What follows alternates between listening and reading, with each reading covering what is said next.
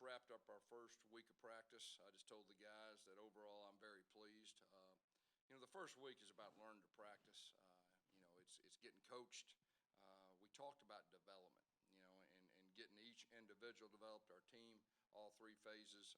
We went very slow, with our installs, and that was by design. But our guys responded very well, and I told them I'm proud of them. Today was the first day of pads, and learning to practice with that, staying up. Everybody was excited, and there was some pretty good collisions and all that. But that's to be expected.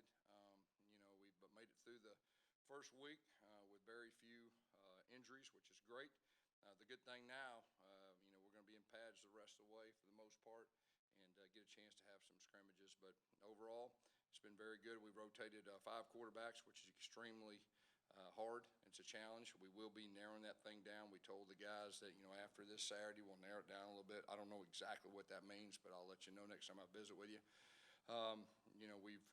We rotated 3 groups. Well, that's a challenge too, but we want to give everybody a chance, and we'll kind of narrow things down, in 2 groups moving forward. Questions?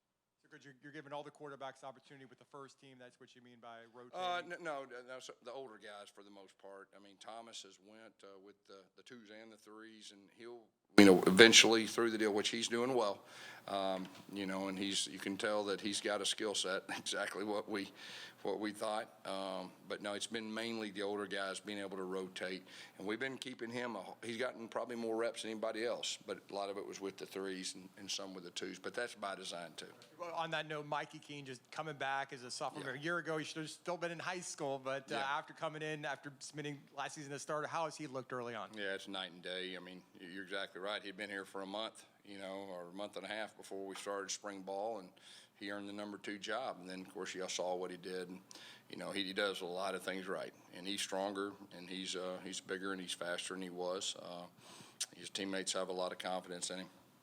Gus, you talked about, Thomas obviously making some, what he's been able to do through spring. What if some of the other younger guys maybe came into to early entry guys that maybe are stepping up and maybe? Yeah, they're all getting reps. And, it doesn't matter how talented you are or what star you are. I mean, there's a transition period of college football that you get used to the speed of the game. You get used to the new signals, the new plays.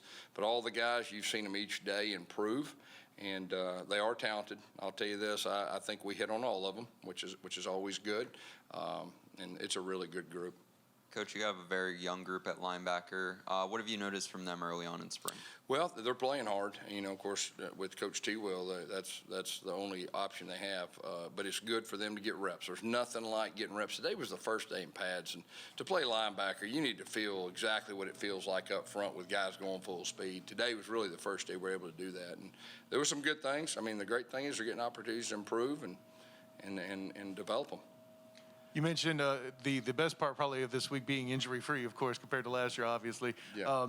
You also have your the positive, the NIL there with your T-shirt today, talking about the running backs. The running back group, we're clear of injury, all that stuff. How good are they looking in camp so far?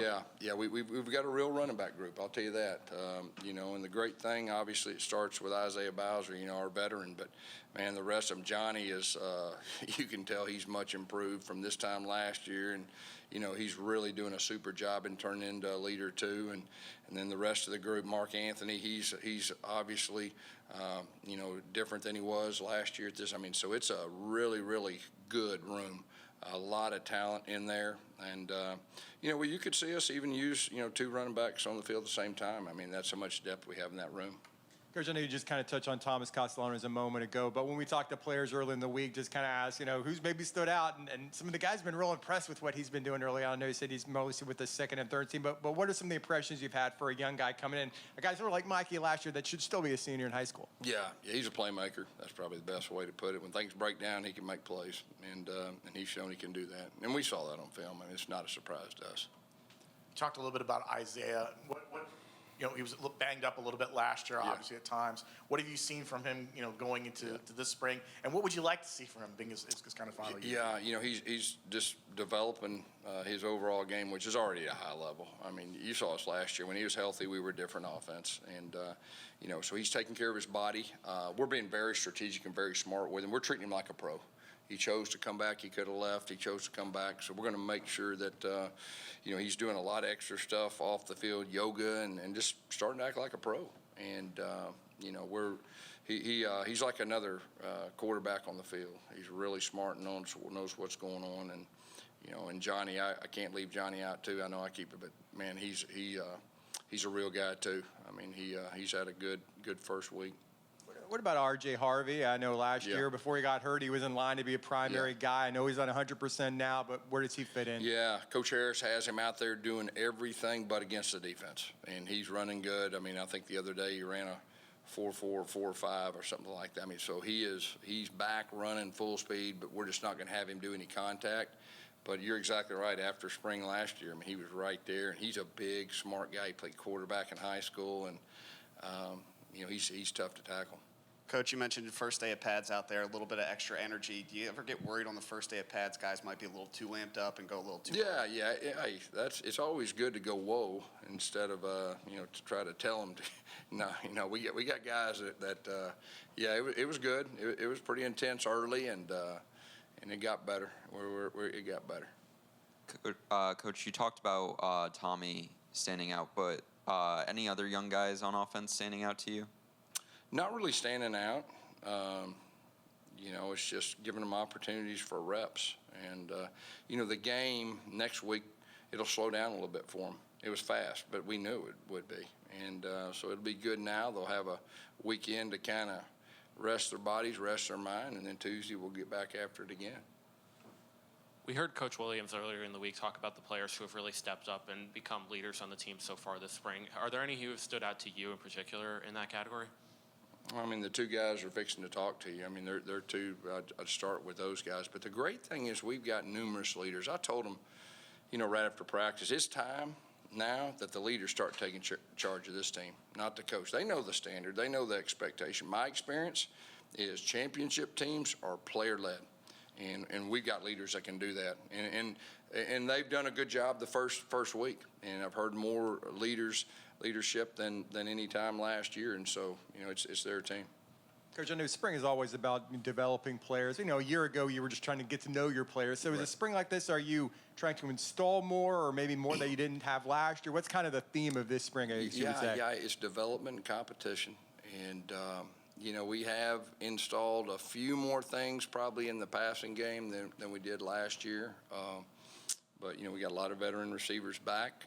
You know, we have some quarterbacks that are veteran type people too. So, you know, it's mixing and matching it. And from a coach's standpoint, I mean, in the spring, there's part of knowing your strengths. Like we're identifying our strengths offensively and defensively. So we get through the spring, I'm going to sit down with Trav. Hey, you know, what's our strengths? We're going to play those strengths. Offensively, sit down with Chip. What are our strengths? We're going to play to them. So each year it's a little bit different. Coach, first day in pads, was there a play that stood out to you today? No, I mean, no, there wasn't anything that really stood out. I'm big picture and everything, you know. I mean, I get in the film room and I'll probably usually pick out one or two, like what I call wow plays that an offense or defense or a great effort or a mental toughness or something like that, but nothing stood out. Coach, a couple of the guys who got into transfers that were starters of their respective schools come from Kobe Hudson and Kamori Gamble. How have they stood out to you early on? Well, they're veteran guys, and you can tell they both made plays. They made plays every day. They're both learning the offense, but both of them are extremely talented. Gus, you talked about this program has embraced the NIL era that's come about. You obviously talked with your shirt on with Isaiah. Yeah. What does that mean to kind of to showcase to your players and showcase future players that this is where we're about when it comes to their image and if you remember this time last year, it was kind of a little bit of a gray area, and we said, man, we're going to embrace it. And this is the perfect place to do that. And we're there for our players with everything that we can do within the rules. Okay, I know a lot of teams that don't probably understand the rules, but we're actually doing it within the rules. But we're going to do everything we can, and so that's part of it. Coach, you got Colton Boomer on campus. You've seen him now kicking for an entire week. What have you liked about his game? Yeah, he's got a big-time leg. You know, got a big-time leg. Got a little nervous.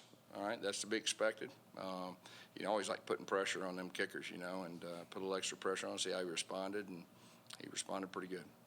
We got Matt Lee in the offensive line here during camp. How are they looking at development? Yeah, they have.